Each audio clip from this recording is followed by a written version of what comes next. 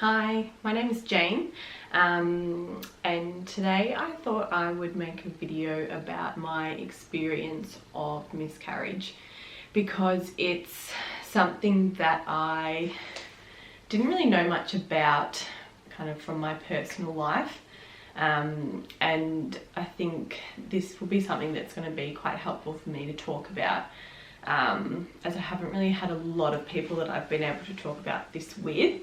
So I suppose a little bit of background. I'm 24 and my husband and I have been together for 8 years this year, and we recently had our first wedding anniversary, and we have always known that we've wanted children, and personally I've always wanted children at a younger age rather than being older. So earlier this year my husband and I decided that we would kind of just see what happens, and we decided that, you know, if we get pregnant, we get pregnant. If we don't at the moment, that's okay. We'll kind of just see what happens. I didn't really think that we would get pregnant really quickly. I knew that miscarriage was a thing that was common, but I suppose I knew that it was more common in older women and people with, I suppose, more health complications. In terms of my health, I'm very physically healthy. I don't really have any health issues other than kind of sports injuries. And my husband is mostly pretty much healthy as well. So we stopped using contraception, and we decided that we would just see how things went. And then I've always tracked my period. I suppose it's helpful for me to know when it's coming so that I can plan around it, and my period's always been very regular as well. So I already had period tracking apps, but I did download some pregnancy apps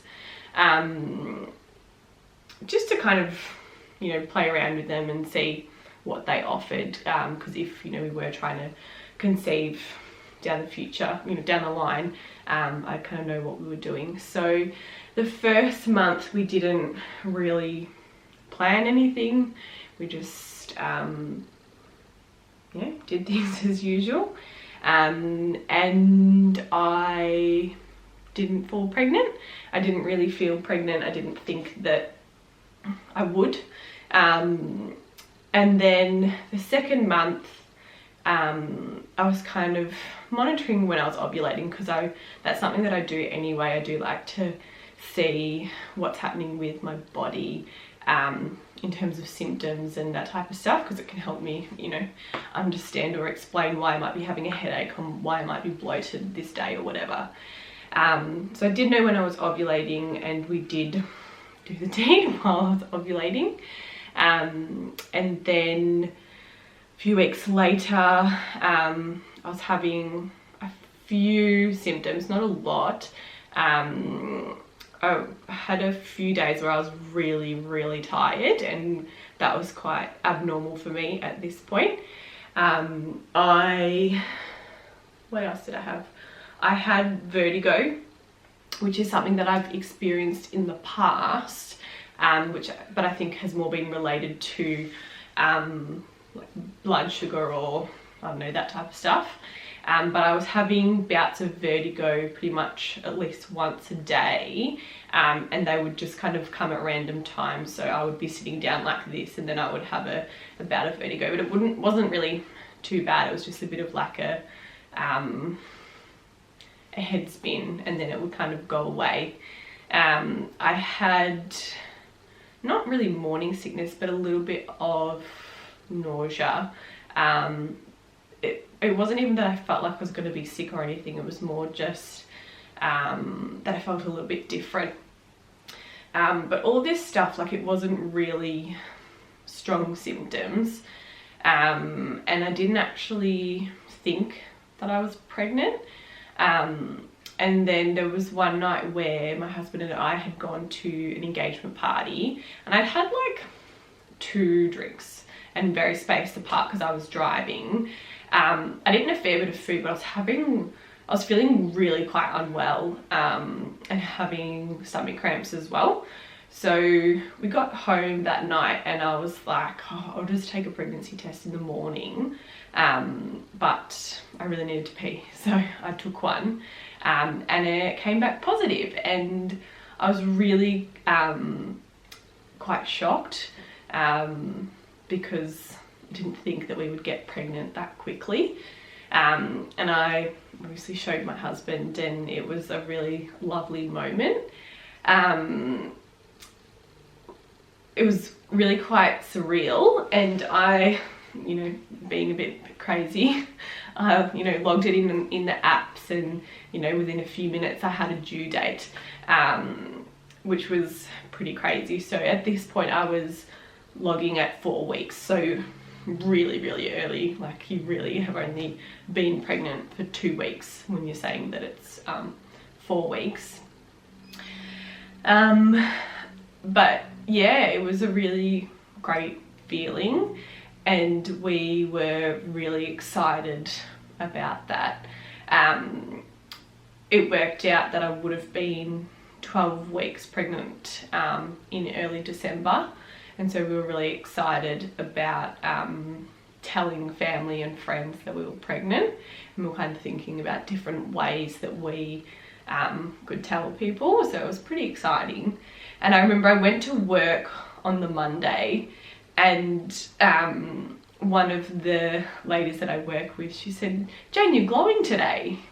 And I just thought that was quite funny, because I obviously looked really happy and really bright, and had this secret that I couldn't really tell anyone. So for the next week, kind of went about things as usual. I do CrossFit, so I exercise regularly, usually about 3 or 4 times a week. But I did take it a little bit easy. I didn't do anything like the handstand push-ups or anything that really kind of made me feel dizzy, given that I was already experiencing a bit of vertigo. And yeah, kind of just went about things as usual. Obviously wasn't drinking any alcohol, wasn't eating cheese, which was quite difficult. And actually, now that I remember, we had my husband's family over for dinner on the Sunday night, because we just built a deck, and we're having a barbecue on the deck for the first time. And you know, our families, they both drink, and it's usually just a normal thing that we do. And so I just remember my partner's mum, my mother-in-law, she was offering me wine, and my husband was saying, "Oh no, Jane's not feeling too well, she's not going to drink tonight." And it was just a bit funny. But yeah, just went about the week as usual. And then on the Friday I had the day off work, because I was going camping with some girlfriends, and that was really lovely. We went on a nice hike, and we were setting up for dinner, and I remember going to the bathroom and having just a little bit of spotting, and I didn't really think much of it, but I was researching like spotting in early pregnancy and types, you know, the colour of blood and that type, and at this point it was brown. So the research that I did was saying that it, you know, brown blood's fine, you know, in early pregnancy it's quite normal.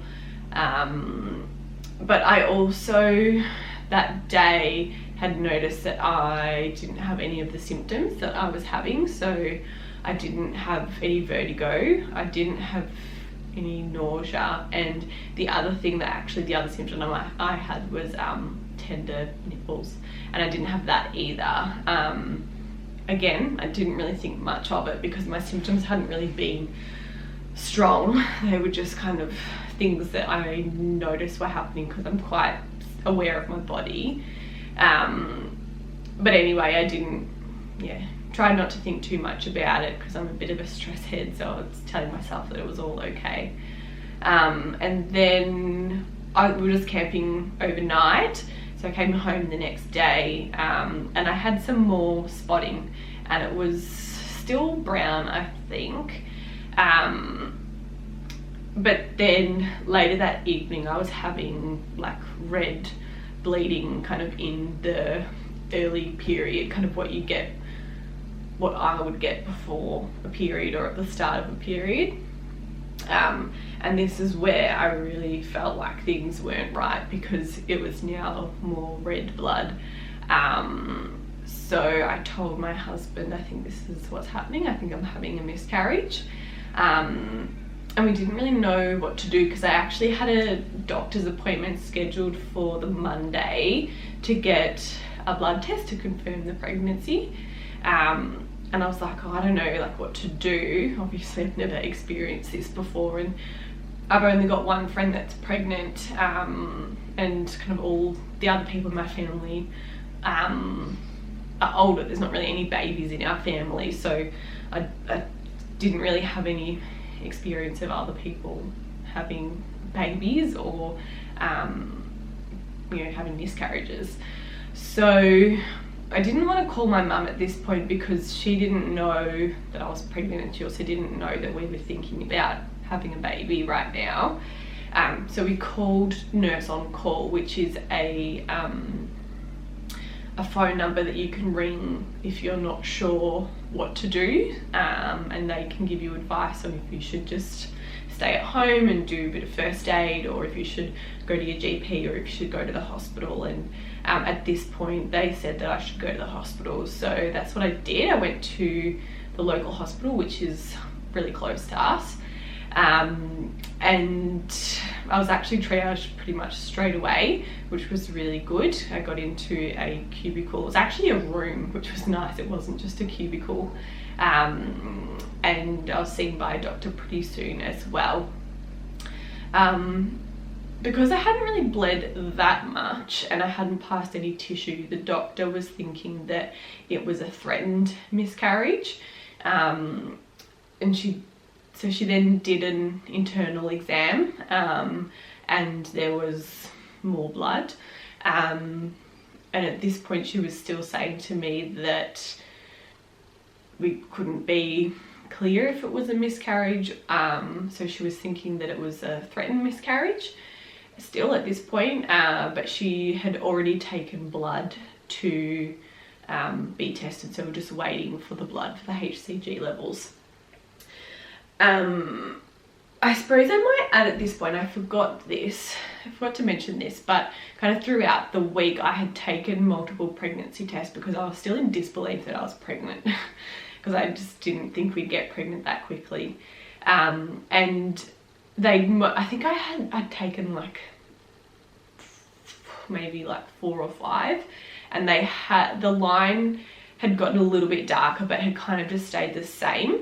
And on the Saturday, so going back the day that I went to hospital, I took a pregnancy test, and the line was pretty, like, a fair bit lighter than the one that I'd taken previously because I'd written all the dates on them. And so, like, I was at the hospital and she was saying that she doesn't think that I've miscarried, it's a threatened miscarriage, and was waiting for the bloods. And I was just thinking, like, I know that I've miscarried because I don't feel pregnant anymore. The pregnancy test was lighter, I just don't feel pregnant. So we got the bloods back pretty quickly, and she came in and said that the levels were at 25, no, not 25, they were at 12, which at this point wouldn't even come up on a pregnancy test. So within kind of like 24 hours, they dropped pretty significantly from showing up positive on a test to being at 12. So at this point she said to me that she is confident that I've miscarried, and I agreed with that. But she recommended that I see my GP to get further bloods and an ultrasound, because the hospital that I was at wasn't a maternity hospital, which I didn't actually know. So they didn't have someone that could do an ultrasound at the time, and they said that they wouldn't have someone until like Monday for kind of this not really urgent stuff. So she said to just go and see my GP when I was already planning to on Monday. So I did that. I went to the GP on Monday. I got my bloods taken again, and I had a really lovely GP who was very kind and caring and compassionate, which was really, really nice. So I went and got a blood test again, and then that was kind of it. I hadn't really told anyone at this point, obviously except my husband, but the GP was saying that I should tell someone, just so that I can process it a bit better. Getting a bit emotional now, but you know, that's all right. So I was getting my nails done that day. So after I had my blood test, I went and got my nails done, and as I was sitting in the car, I called my mum and told her, and she was a little bit surprised because, as I said before, she didn't know that we were thinking about having a baby at this point, but she was pretty logical. My mum works in medical science, so she's very like, you know, this happens for a reason, all that type of stuff, which I already know because I work in a medical field as well. And then the next day I got the results from the blood test. The GP called me and she said that they were at 6. And I didn't mention that she didn't feel the need to do an ultrasound because at this point I had passed some tissue and I was able to identify what that tissue was. So she didn't feel like there was a risk of an ectopic pregnancy, and I didn't think so either because I really hadn't had much pain except for some mild cramping, but it was like pretty dull because I get quite significant period cramps. So when I got the results with the HCG levels at 6, the doctor just said that she recommends that I just have another one in a week, to make sure that the level has come down completely. And because I was actually going away on our first wedding anniversary, so she said don't worry about doing it before you go, just have your holiday and do it when you come back. So I think that was a nice distraction, going away. We could be with each other and just enjoy ourselves. And it was quite funny, we were going to a beer festival because my husband loves beer and I really enjoy beer as well. And I remember I said to my husband, well, at least I can drink beer at the beer festival now, and I can, you know, have some wine and some cheese and, you know, just have fun as we usually would when we're on holiday. Oh, sorry, a bit emotional.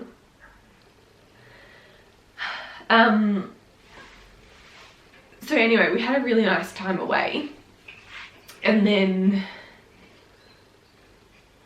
we came back and I got my bloods again. Excuse me. And the doctor confirmed that it had come back down to 0, which was good. And I suppose at this point I still hadn't told anyone. It was just my mum and my husband and the doctors, obviously.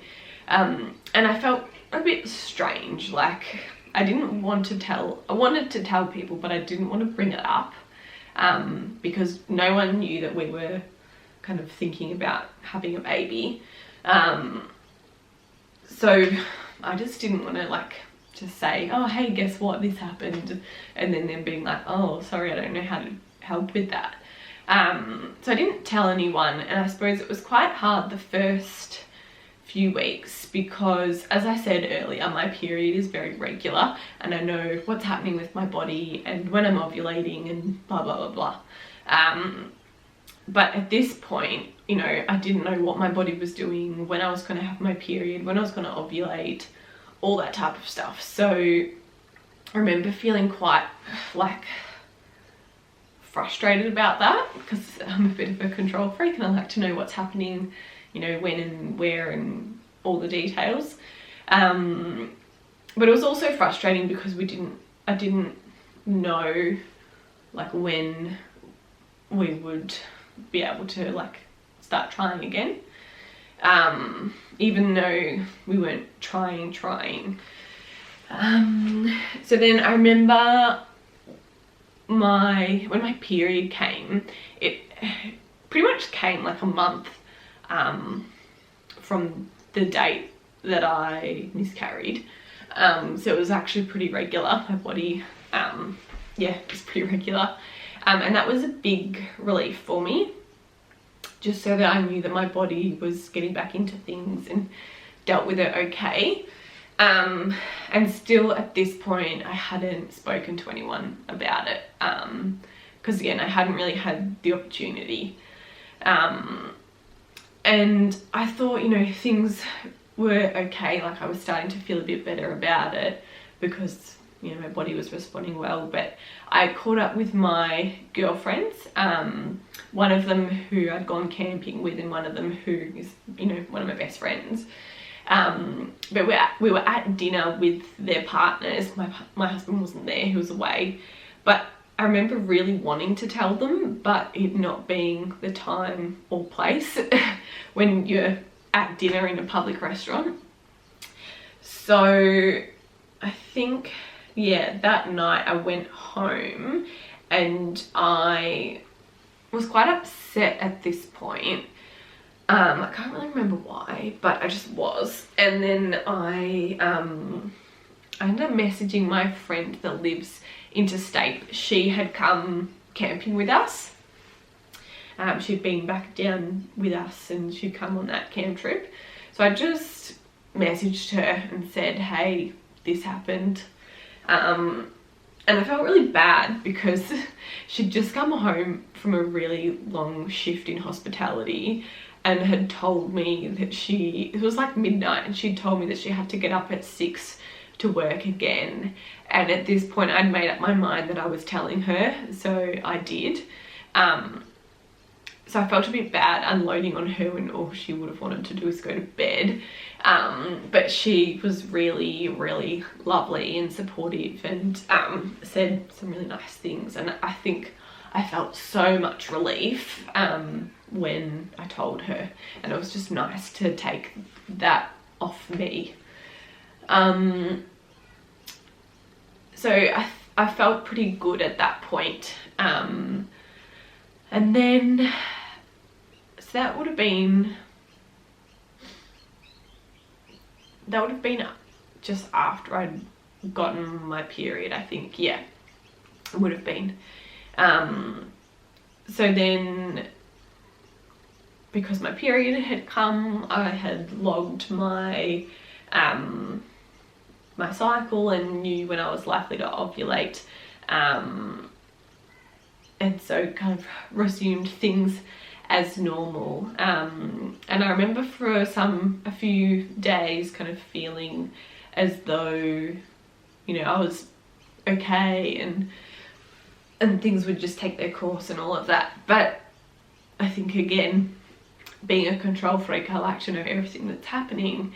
And so this whole like not knowing if we'll get pregnant again soon or if it's going to take a long time or all of that, like I'm finding that a bit difficult. Again, getting a bit emotional, but that's okay, emotions are good. But I suppose at this point a lot of thoughts were coming up around just how much it sucked that we weren't pregnant anymore. And I suppose even though I was I only knew that I was pregnant for like a week, we'd already started talking about how we're going to tell people and, you know, what we're going to do with our house and all that stuff. Sorry, the camera just cut out and I didn't realise. But I was saying that I remember just feeling really shit that, like, yeah, we weren't pregnant anymore, and that, you know, we would have been telling people and it would have been a really exciting time right now. But I suppose where I am at now is that obviously I still want to get pregnant and have a baby and all that stuff. And I'm just kind of having to tell myself that the right thing will happen at the right time and all of that stuff, which I do believe in. I do believe in all of that stuff, but it's just hard. Yeah, and I suppose this period of time, which is where I'm like, I think 7 or 8 days past ovulation. I don't really know what lingo. And I'm like, oh, I just want to know, like, am I pregnant or am I not pregnant? Yeah, it's just a bit frustrating. But, you know, I just have to wait a week. Don't think I'm pregnant, don't feel it, but you never know. And if I'm not, it's not the end of the world. I'm still young. We still have a lot of time to go through this process. And I suppose one of the things that I'm really grateful for is that we know that we can get pregnant, because that was something that I had worried about, was like, what if, you know, there's something wrong with one of us and we can't get pregnant? And I suppose there still is that possibility that there's something wrong and that's why I miscarried. But I think that it is comforting to know that I can get pregnant. And if that's one positive that comes out of it, then, you know, that's it. So I'll wrap up there because it's gotten quite long, but I really just wanted to share my experience because, as I said, I don't really know anyone my age that's gone through something like this. And I think it's important for people to be able to hear about this type of stuff. I suppose in saying that, actually, I just remembered that I did not end up telling one of the girls at my work, because she's currently pregnant, and she was the one person that knew that we were thinking about having a baby. And so we were going for a walk one day and she asked me how things were going, and I told her what happened, and she shared with me that when she was, I think, 26, she had a miscarriage as well and was a bit later along than I was. And I think that was really, really, I needed to hear that, you know, other people go through this. Even though I knew that, I just didn't know anyone personally that had gone through that at this age.